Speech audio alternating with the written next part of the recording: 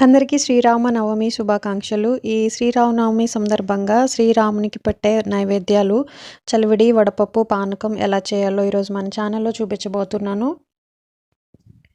ఈ నైవేద్యాలని గ్యాస్ పైన కుక్ చేయాల్సిన అవసరం ఏమీ ఉండదు. కాబట్టి ఈజీగా దేవుడికి నైవేద్యాలను ప్రిపేర్ చేసి నివేదించుకోవచ్చు. సో ఈరోజు మనం ఈ 3 రకాల నైవేద్యాలని ఎలా చేయాలో చూసేద్దాం.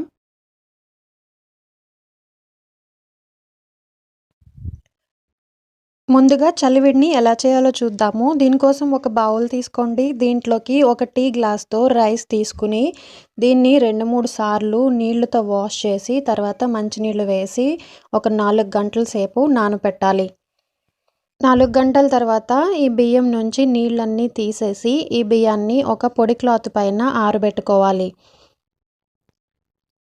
ఇలా బియ్యం నుంచి తడి అంతా ఆరిపోయిన తర్వాత ఈ బియ్యాన్ని ఒక మిక్సీ జార్లోకి తీసుకుని మెత్తగా పిండిలాగా గ్రైండ్ చేసుకోవాలి. ఇలా బియ్యం కడిగి నానబెట్టి ఇలా ఆరబెట్టి పొడి చేసుకునే టైం లేని వాళ్ళు ఇన్స్టెంట్ బియ్యం పిండినైనా వాడుకోవచ్చు. ఇప్పుడు గ్రైండ్ చేసుకున్న బియ్యం పిండిని జల్లెడ పట్టుకోవాలి. ఇలా రవ్వలాగా ఉన్నదాన్ని తీసేసి పక్కన పెట్టేసుకుందాము. మనం స్మూత్‌గా ఉన్న పిండిని తీసుకుని చలివిడి చేసుకుందాం ఇప్పుడు. దీన్ని ఒక కప్పు పిండిని తీసుకుని ఒక ప్లేట్‌లో వేసుకోండి. దీనిలోకి ఒక పావు కప్పు బెల్లం వేసుకోండి. ఒక కప్పు బియ్యం పిండికి పావు కప్పు బెల్లం అయితే కరెక్ట్‌గా సరిపోతుంది. తర్వాత దీనిలోకి పావు టీ స్పూన్ ఇలాచీ పౌడర్‌ని వేసుకోండి. ఒక చిటికెడు సాల్ట్ వేసుకోవాలి. అలాగే 2 టేబుల్ స్పూన్స్ నెయ్యి వేసుకోండి. ఇవన్నీ బాగా కలుపుకోవాలి. బెల్లం పిండిలోకి బాగా మిక్స్ అయ్యేదాకా కలుపుకోవాలి. అవసరమైతే 2 స్పూన్లు వాటర్‌ని వేసుకోండి. ఎక్కువ వాటర్‌ని వేయొద్దు. మరీ ఎక్కువ వాటర్ వేస్తే చలివిడి అనేది జారుగా అయిపోతుంది. ఒకవేళ మీకు పల్చగా అయినట్టయితే కనుక ఇంకొక 2 టేబుల్ స్పూన్స్ వరిపిండిని కలుపుకోండి. ఇలా అంతా బాగా కలిపి దగ్గరగా అయిన తర్వాత ఒక ముద్దలాగా చేసుకుని ఒక బౌల్లోకి తీసుకుంటే చలివిడి అనేది రెడీ అయిపోతుంది.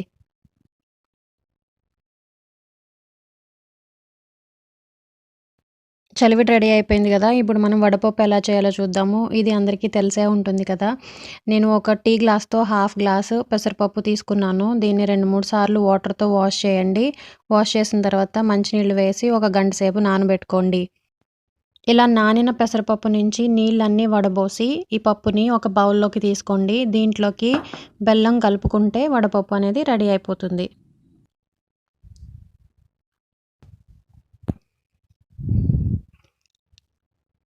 చూసారు కదా, వడపప్పు రెడీ అయిపోయింది. ఇప్పుడు మనం పానకం ఎలా చేయాలో చూద్దాము. దీనికోసం ముందుగా ఒక గిన్నె తీసుకోండి. దాంట్లోకి ఒక గ్లాస్ వాటర్‌ని వేసుకోండి.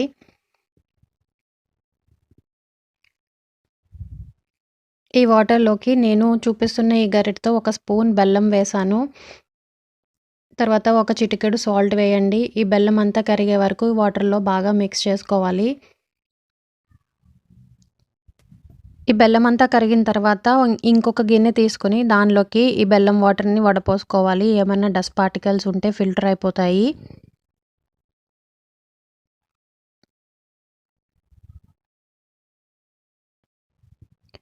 ఇలా ఫిల్టర్ చేసుకున్న వాటర్‌లోకి హాఫ్ టేబుల్ స్పూన్ ఇలాచీ పౌడర్, 1 టేబుల్ స్పూన్ మిరియాల పౌడర్‌ని వేసి బాగా కలపండి. ఇలా కలిపిన తర్వాత ఒక బౌల్‌లోకి కానీ ఒక గ్లాస్‌లోకి కానీ తీసుకుని దేవుడికి నివేదించుకోవచ్చు.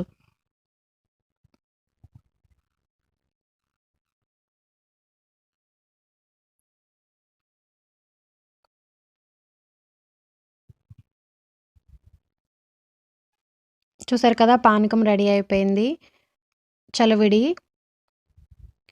వడపప్పు, అలాగే పానకం. ఈ నైవేద్యాలు చాలా ఈజీగా ప్రిపేర్ చేసుకోవచ్చు తక్కువ టైంలో దేవుడికి నివేదించడానికి. శ్రీరామునికి ఎంతో ఇష్టమైన ఈ నైవేద్యాలని మీరు కూడా తయారు చేసి శ్రీరామనవమి నాడు నివేదించండి. మీకు ఈ వీడియో నచ్చితే కనుక లైక్ చేయండి. అలాగే కామెంట్ చేయండి. సబ్స్క్రైబ్ చేసుకోండి మన ఛానల్‌ని. Thanks for watching.